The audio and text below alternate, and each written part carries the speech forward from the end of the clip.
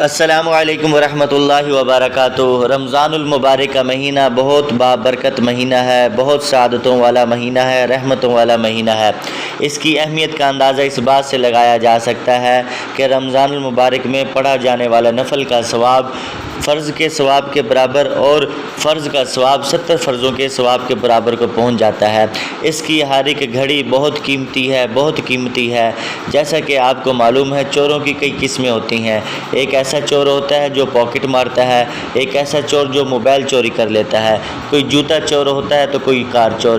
اسی طرح رمضان المبارک میں بھی کئی چور ہیں، وہ آپ کے قیمتی وقت کو چپکے سے چرا کر لے جائیں گے اور آپ کو اس کا احساس تک نہیں ہوگا۔ لہٰذا ہمیں چاہیے کہ رمضان المبارک میں ہم ایسے چوروں سے بچے رہیں۔ اس میں سے سب سے پہلی چیز ہے ٹیلی ویژن۔ یہ انتہائی خطرناک چور ہے، یہ آپ کا وقت چوری کرے گا اور آپ کو ماہ رمضان میں بیہودہ ڈراموں اور رمضان ٹرانسمیشن جیسی لغویات میں لگائے رکھے گا اور عبادت سے محروم کر دے گا۔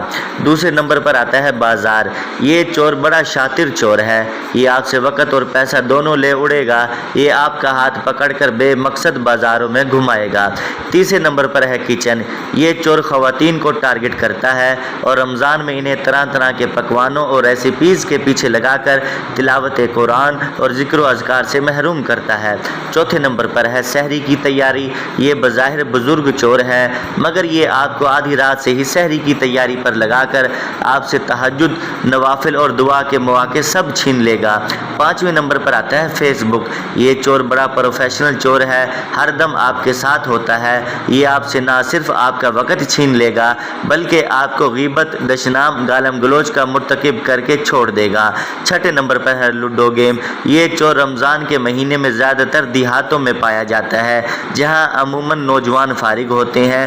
یہ انہیں رمضان میں لوڈو گیم میں الجھاتا ہے، وقت کے ضیاع کے ساتھ ساتھ یہ باہم جھگڑا بھی کرا دیتا ہے۔ ساتویں نمبر پر ہے نیند۔ یہ چور ظاہری طور پر دیکھنے میں ضرر رساں نہیں ہے، مگر یہ بہت چالاک ہے۔ یہ آپ کو ماہ رمضان میں دھمکی دے کر دن کا اکثر حصہ سلائے رکھے گا اور آپ عبادتوں اور سعادتوں سے محروم ہو جائیں گے۔ تو میرے بھائیوں، ہمیں چاہیے کہ ہم رمضان المبارک کی قدر کریں۔